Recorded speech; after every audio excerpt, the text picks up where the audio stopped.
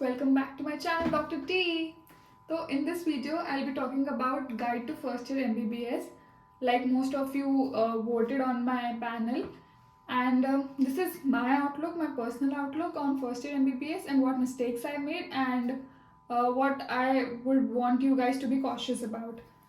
तो इस वीडियो के लिए I have divided into 3 compartments. First is books, second is practicals and third is exams. तो as you guys all know कि 3 subjects होते हैं, एनाट, फिजियो, बायोकेम. ठीक है, तो लेट्स गेट इनटू बुक्स. अब बहुत सारे ऐसे डाउट्स रहते हैं बच्चों के दिमाग में कि हम स्टैंडर्ड बुक्स लें कि गाइड बुक्स लें. तो एक चीज़ मैं आपको मोटे मोटे तौर पे बता दूँ. अगर आप फर्स्ट ईयर जा रहे हैं कि थोड़ा चिल करना है, बहुत थक गया हूँ, या सिर्फ पास होना है मुझे, अभी पढ़ाई वढ़ाई का नहीं देखना, नीट पीजी के लिए जब पढ़ना होगा तब देखूंगा मैं, गो फॉर गाइड्स. एंड अगर आपको लग रहा है कि नहीं, भले मैं अभी नीट पीजी के लिए नहीं पढ़ूँ लेकिन मुझे थोड़ा सिंसियरली पढ़ना है so that I form the base of my MBBS, अगर इस आउटलुक से जा रहे हैं तो go for standard books.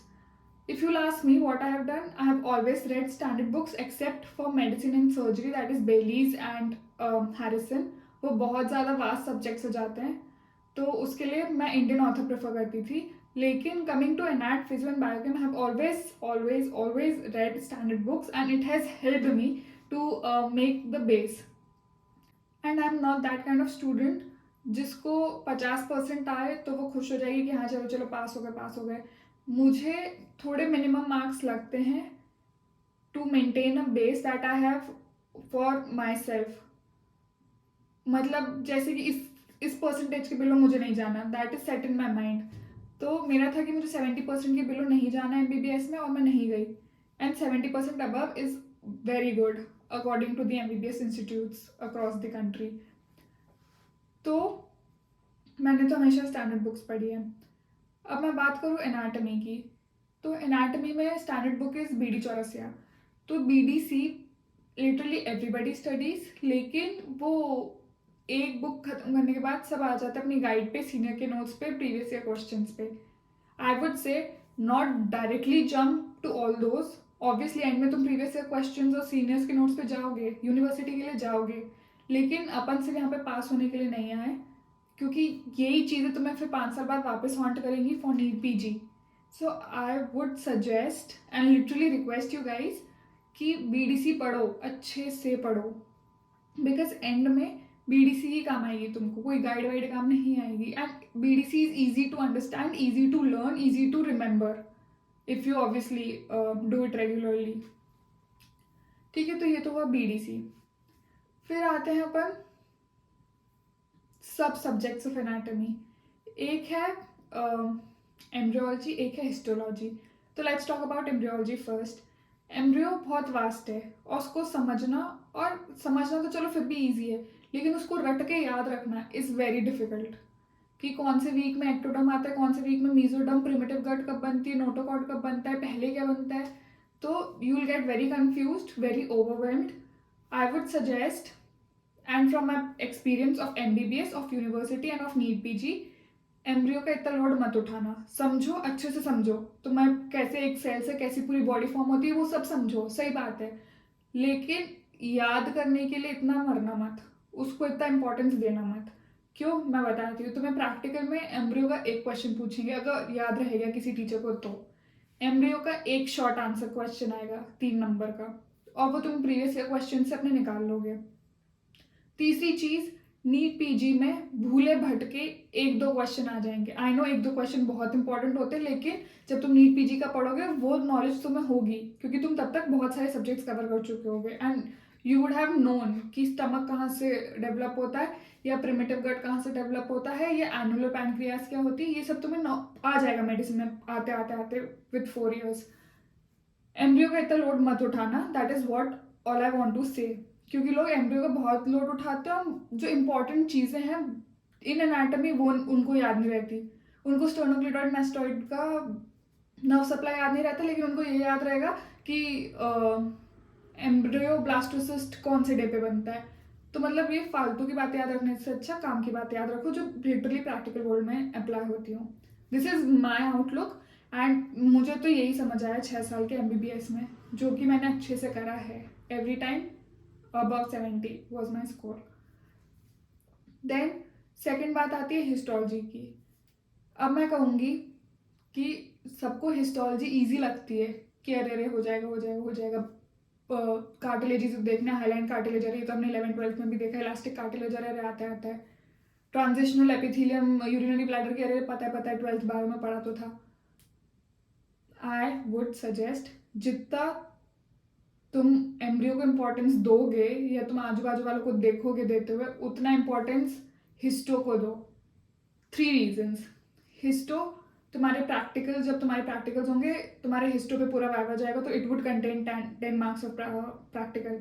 Second, histo पे एक डायग्राम बनाने को आएगा एसएक्यू में और उसका थोड़ा डिस्क्रिप्शन लगेगा, 3 नंबर उस पे जाएंगे थ्योरी में। ठीक है, ये तो हो गए तुम्हारे 13 number which is very important for university. NEET PG में एम्ब्रियो से ज़्यादा importance is of histology. So I would suggest you guys कि हिस्टो अच्छे से करना। Histo is way way way more important. ठीक है, तो ये अपन ने बात कर ली standard books and versus guide की, अपन ने बात कर ली एम्ब्रियो वर्सेस हिस्टो की। थर्ड पॉइंट जो बच्चे फर्स्ट ईयर बच्चे क्वेरी रहती है उनकी इज हम ओरिजिनल बोन सेट खरीदें या हम आर्टिफिशियल बोन सेट खरीदें। देखो, if you are in some colleges जहाँ पे सीनियर से पास डाउन हो जाएगा तो कोई बात ही नहीं है, तुम्हें जो मिले तुम एक्सेप्ट कर लो क्योंकि फ्री की चीज़ है। अगर तुम्हें खरीदना पड़ रहा है तो ओरिजिनल बोन सेट मेरे टाइम पे 15,000 का आता था और आर्टिफिशियल 5,000 का आता था। I don't know the current rates of the bone sets now, but I would से आर्टिफिशियल ले लो। सीनियर्स की बातों में मत आना कि ओरिजिनल अच्छा होता है, उससे सब दिखते हैं, मार्किंग्स दिखते हैं, कर्व्स दिखते हैं, अच्छे से याद रहता है, अच्छे से समझ आता है। ऐसा कुछ नहीं रहता है। The more you'll revise the more you'll learn. तो तुम आर्टिफिशियल बोन सेट लेना, मैंने भी आर्टिफिशियल लिया था और मुझे तमीज का ही आता था एज कम्पेयर जिन्होंने ओरिजिनल बोन सेट लिया था। There is no comparison. वो कंपैरिजन, वो difference of remembering will not be defined by which bone set you have. It will be defined by how often you have memorized it. तो bone set का कोई लेना देना नहीं, तुम्हें artificial लेना, ओरिजिनल लेना। ठीक है,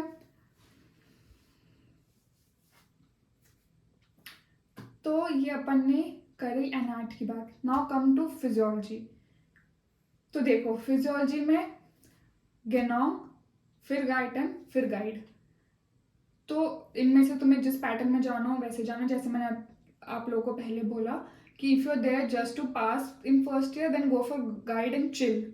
if you are there to form a base of MBBS so that it helps you in PG। And I am not saying कि फॉर्म बेस मतलब 12-12 घंटे पढ़ रहे हैं, नहीं। बेस फॉर्म हो जाता है तुम्हारी 4 घंटे की पढ़ाई में। There is no need to study very hard like we use to do in 12th और in for competitive exam preparation. वैसे करने की ज़रूरत नहीं है। तुम 4-5 घंटे की पढ़ाई के लिए भी बेस फॉर्म कर सकते हो। अगर तुम्हारा ये पर्पस है बेस फॉर्म करने का तो I would suggest go for Ganong. Guyton थोड़ी घुमाने वाली हो जाती है क्योंकि मैंने दोनों पढ़े इसलिए आई एम सेइंग गेनोम। ठीक है, अब दूसरा पॉइंट फिजियो का इज तुम physio generally all over India तो ऐसे ही पढ़ाया जाता है। I don't know individual colleges में क्या पैटर्न चल रहा है अभी, लेकिन फर्स्ट तुम्हें नर्व फिजियोलॉजी पढ़ाएंगे। नर्व फिजियोलॉजी सबने पढ़ी होती है, सब अभी भी पढ़कर आए हैं। Actin, myosin, troponin, heavy filament घूमता है, ATP अटैच होता है, मसल कॉन्ट्रैक्शन, ये सबको अच्छा लगता है। सबको लगता है कि अरे वाह physio is so easy. And जैसी ईजी लगने लगती तुम वही चीज़ बार बार पढ़ने लगते हो क्योंकि obviously the easy it gets the more enjoying it becomes. तो सब फिजियो पढ़ने लगते हैं और एनाटॉमी बायोकेम को साइड साइड कर देते हैं। मत करना ऐसा, मैं बताती हूँ क्यों। नर्व फिजियो पढ़ाएंगे फिर तुम्हें RS पढ़ाएंगे। रेस्पिरेटरी सिस्टम में भी ग्राफ आ जाएगा तो तुम सबको आता है वो TLC, VC, FRC, तुम सब टोटल ग्राफ रीडिंग आ जाएगी। तुम्हें लगेगा फिजियो इज वेरी इजी, ये तो हो जाता है हमसे। लेकिन फिर नर्व फिजियोलॉजी और RS के बाद आता है CVS एंड CVS तुम्हारा दिमाग घुमा देगा और तुम्हें लगेगा कि ये मैं क्या पढ़ रहा हूँ, what shit is this is so hard, I can do it. And physio की बुक बंद। और फिर वो फिजियो की बुक खुलती है यूनिवर्सिटी के 1 महीने पहले और उसमें फिर इंसान खत्म हो जाता है। तुम भले ही एग्जाम पास कर लोगे लेकिन तुम MBBS का बेस नहीं बना पाओगे, तुम्हारी मेडिसिन कमजोर रह जाएगी।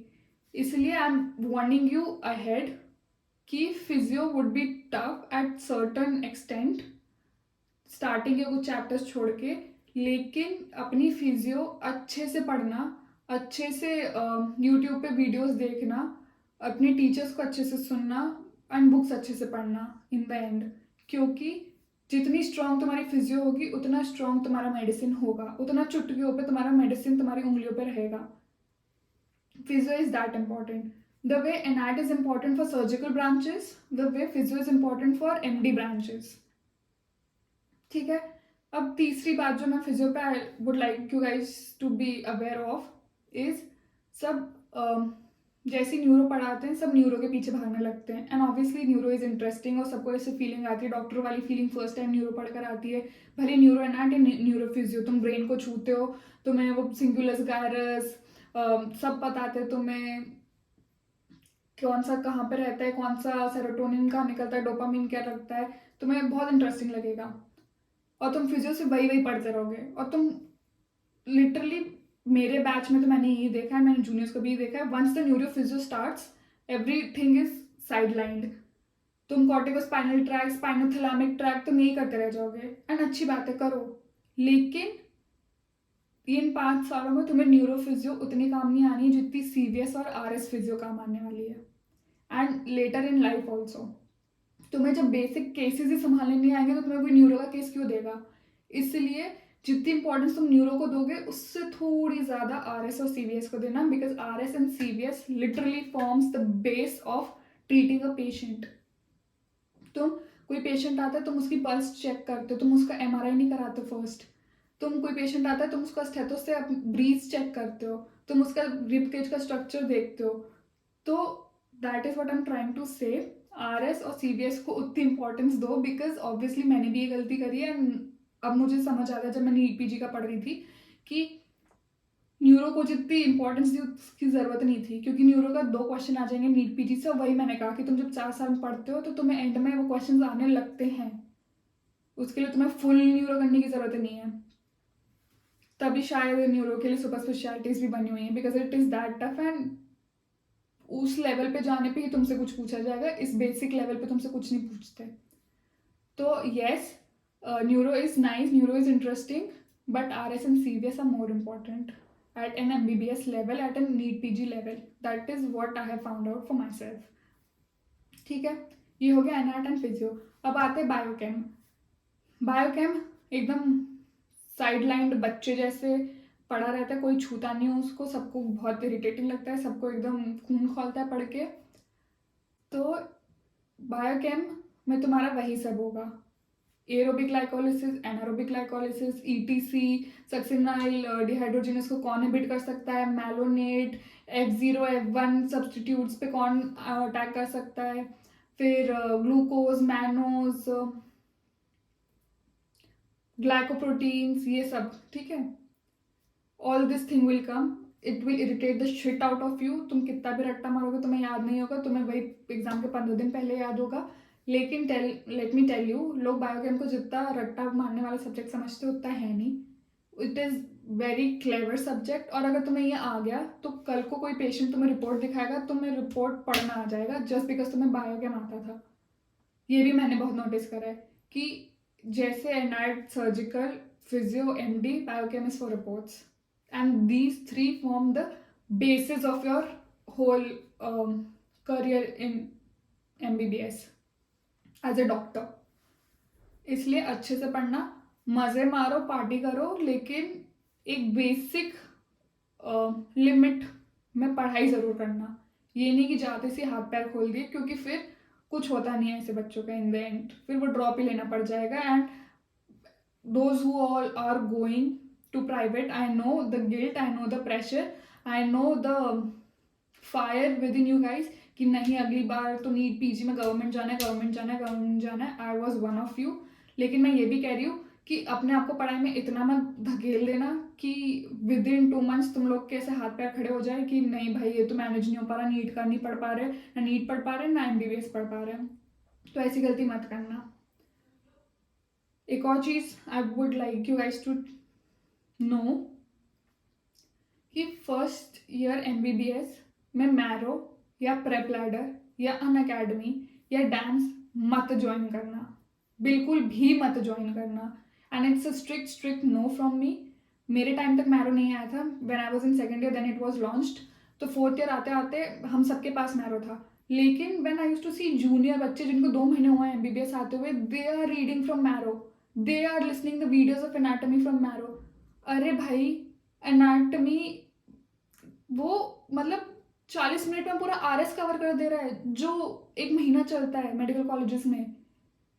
That is for competitive exam, that is to narrow down the important and frequently asked questions so that you get the accuracy to correct them. It is not for your understanding. Medicine and surgery के मैं कह रही हूँ yes, that is for understanding. Obs-gynae मैं कह रही हूँ yes, that is for understanding. ENT is for understanding.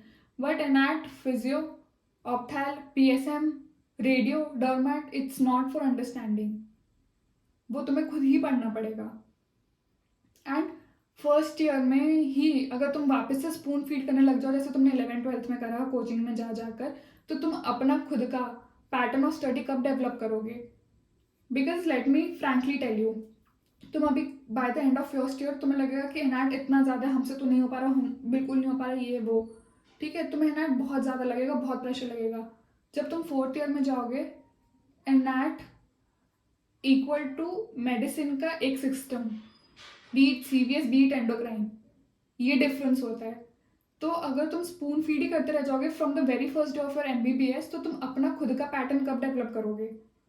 And let me tell you, खुद का पैटर्न डेवलप करना इसलिए ज़रूरी है क्योंकि वही तुम्हें रिविजन में काम आएगा, beat your universities of all 4 years coming up 4 years और beat NEET PG. I have revise 19 subjects in 9 days before NEET PG, including medicine, surgery, सब कुछ। एंड ऐसा नहीं था कि मेरी मरी जा रही थी, मैं बहुत ज़्यादा थक गई थी, ऐसा कुछ भी नहीं था। खुद का पैटर्न डेवलप करना होगा तुम्हें, कैसे, क्या तरीकों से तुम्हें ज़्यादा मेमोराइज हो रहा है, क्या तरीके से तुम्हें ज़्यादा याद आ रहा है, क्या तरीके से तुम्हें पिक्चराइजेशन तुम्हारे दिमाग में बैठ रही है। तुम्हें साइड नोट लिखने, उस पूरे पेज के लिखो।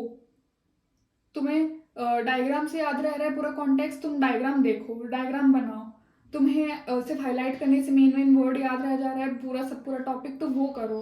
But develop your own pattern of studying because this will help you in the long run. क्योंकि अब एमबीबीएस में घुस गए हो, तुम्हें 10 साल 12 साल पढ़ना ही है, ये तुम तुम्हारे दिमाग में फिट कर लो। हर कोई तुम्हें स्पून फीड करते नहीं आएगा, तुमने स्पून फीड का कर भी लिया तो तुम उसके नोट्स बनाओगे वापस से। ये सब नाटक करने से तुम्हारी सिर्फ कॉपियाँ भर रही, लेकिन ये नहीं चल रहा है। और ये मैंने कुछ सब्जेक्ट्स के साथ मैंने खुद ने एक्सपीरियंस करा, इसलिए मैं तुम्हें कह रही हूँ develop your own strategy of studying. And first year सिर्फ इसलिए होता है, मत ज्वाइन करना मैरो प्रैपलेटा, कोई फायदा नहीं है। एंड वैसे भी तुम लोग का तो सिलेबस चेंज हो ही गया है। थर्ड ईयर में you just have PSM and FMT and these are 2 bullshit subjects and very boring. तुम्हारे पास पूरा साल रहेगा स्पून फीडिंग करने के लिए, अपना first second third year complete करने के लिए और फोर्थ ईयर की प्रिपरेशन करने के लिए। इसलिए आई एम सेइंग बिल्कुल भी मत ज्वाइन करना, और खुद सेल्फ स्टडी करो, खुद अपनी बुक्स पर अंडरलाइन करो, खुद बुक से पढ़ो, जो तुम्हें समझ आ रहा है वो साइड में लिखो। हिंदी में लिखना है हिंदी में लिखो, इंग्लिश में लिखना है इंग्लिश में लिखो, मराठी में लिखना है मराठी में लिखो। Just study by your own, क्योंकि 2 साल से वही करते आ रहे हैं, अभी भी वापस वही कर लेंगे तो अपन लिटरली दिमाग से डंब हो जाएंगे और अपन को खुद की सेल्फ अवेयरनेस नहीं रहेगी कि हमें किस चीज़ से याद रहता है। एंड एमबीबीएस में याद रखना बहुत ज़रूरी है, नहीं तो लाइफ में बहुत पोपट होती है इन सम इंस्टेंसेस। ठीक है, तो ये तो हो गई बुक्स की बातें। नाउ बुक्स के बाद अपन बात करते हैं प्रैक्टिकल की। प्रैक्टिकल में आई वुड से तुम्हें एनाटॉमी डीएच डिसेक्शन हॉल का टाइम रहता है, और फिर हिस्टो का प्रैक्टिकल रहेगा या एमब्रियो का प्रैक्टिकल रहेगा bye the end of the day. Physio में भी सेम एंड बायोकेम में भी सेम। तुम्हें प्रैक्टिकल बुक्स मिलेंगी जिसमें तुम्हें लिखना होता है, डायग्राम्स बनाने होते हैं। HNE पेंसिल्स होती हैं जो तुम्हें हिस्टो में काम आएगी, तुम्हें पता चल जाएगा when you go buy the stationery of your MBBS. HNE pencils हमेशा 2 पेयर अपने बैग में रखना, जैसे ही प्रैक्टिकल हो रहा है वैसे ही डायग्राम बनाओ, वैसे ही लिखो एंड कंप्लीट कर दो उसी के उस दिन। 10 मिनट से ज़्यादा नहीं लगता है एक प्रैक्टिकल में भी, बीट फिजियो, बायोकेम और एनाट, उस दिन कंप्लीट करो। बिकॉज आई एम सेइंग तुम्हारी यूनिवर्सिटी के 1 महीने पहले जब सब रिवाइज कर रहे होते हैं, जिन बच्चों के प्रैक्टिकल कंप्लीट नहीं रहते हैं वो फिल कर रहे होते, लिख रहे होते, डायग्राम बना रहे होते, सबको आजू बाजू परेशान कर रहे होते, खुद भी इरिटेट हो रहे होते हैं, आजू बाजू वालों को भी कर रहे होते हैं। तो जब सब रिवाइज कर रहे हैं तो तुम ये सब काम क्यों कर रहे हो? क्यों? क्योंकि तुमने पहले नहीं करा। इसलिए always keep your practical files updated. और ऑब्वियसली मैं अपने खुद के एक्सपीरियंस से बोल रही हूँ कि जो बच्चे जो मेरे फ्रेंड्स की नहीं रहती थी, वो बेचारे कर रहे होते थे, लिख रहे होते थे, एंड मोमेंट तक डायग्राम बना रहे होते थे, ना फिर वो क्वेश्चन सुनते थे कि टीचर्स क्या पूछने वाले हैं, क्या प्रैक्टिकल में अंदर जाके क्या पूछने वाले हैं। उनको वो आइडिया नहीं रहता था, उनकी फटी रहती थी कि अरे कवर नहीं है, ये नहीं है, वो नहीं है, and obviously then you lose your marks. And NIT में तो टीचर्स इतने स्ट्रिक्ट होते हैं कि वो तुम्हें फेल भी कर देते हैं। ये तो अपन ने बात कर ली प्रैक्टिकल की कि always keep your practical file completed to date. वो 10 मिनट तुम्हें प्रैक्टिकल, तुम्हारा 1 घंटे 1.5 घंटे का जो भी रहेगा उसमें से 10 मिनट तुम निकाल सकते हो। बाकी के टाइम भले तुम पंचायत कर लेना, मस्ती कर लेना, जो करना है कर लेना, वो 10 मिनट निकाल कर रखना अपने लिए, क्योंकि एंड में तुम्हें ही फायदा होगा इन यूनिवर्सिटीज़। ठीक है, अब आते हैं अपन एग्जाम्स पे। एग्जाम सब पास कर लोगे, टेंशन मत लेना। सिर्फ 2 चीज़ें करनी है तुम्हें। पहली, प्रीवियस ईयर क्वेश्चंस अपने अपने कॉलेज, अपने अपने यूनिवर्सिटीज़ के निकाल के रखना फॉर लास्ट 10 ईयर्स। उसमें सारे MCQs या वन लाइनर्स जो भी तुम्हारा पूछता है इंस्टीट्यूट, वो आने चाहिए। सारे शॉर्ट आंसर्स आने चाहिए एंड सारे लॉन्ग आंसर्स। ये तुम्हारा कब हो जाना चाहिए? यूनिवर्सिटी चालू होने के 1 महीने पहले। You should have all the answers. तुम्हारी कॉपी, तुम्हारी BDC या जो भी तुमने नोट्स बनाया उसमें वो मार्क होना चाहिए कि हाँ ये पूछ रहा है। ठीक है, तुम इजीली पास कर जाओगे। फिर आती है सीनियर की मार्किंग, या जो टीचर ने लेक्चर में बोला वो टिक कर लेना और वो पढ़ लेना। तुम इजीली 70% ले आओगे if you obviously study regularly and get and do previous year questions. And regularly से मेरा मतलब ये नहीं है कि पूरे दिन और पूरे महीने एक भी ब्रेक नहीं, ऐसा वैसे नहीं। Regularly I mean excluding Saturday, Sunday, those 5 days for 4 hours and you are good to go to build a strong foundation in first year. Second year में तुम्हें खुद ही समझ आ जाएगा कि तुम पे कौन सा पढ़ाई का स्टाइल सूट कर रहा है, कौन सा नहीं कर रहा है। And please first second year में मत लेना मैरो प्रेप लेडर। तुम भले ही तुम उस टाइम पे तुम्हें लग रहा हो कि तुमने क्या स्कोर करा, ये करा, वो करा, लॉन्ग रन में it won't be helpful. Those are for competitive exams, those are not for building blocks, those are not for building the base. In the end, I would just like to say कि तुम लोग competition के बाहर आ गए हो, be it government, private, whatever, you guys deserve a year break.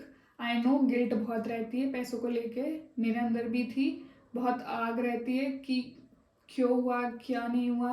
मुझे भी थी कि 14,000 रैंक पे कैसे गवर्नमेंट नहीं मिल रहा, 25,000 रैंक पे कैसे गवर्नमेंट नहीं मिल रहा, ड्रॉप क्यों लेना पड़ा, सब होता है एंड एवरीथिंग इज़ वैलिड।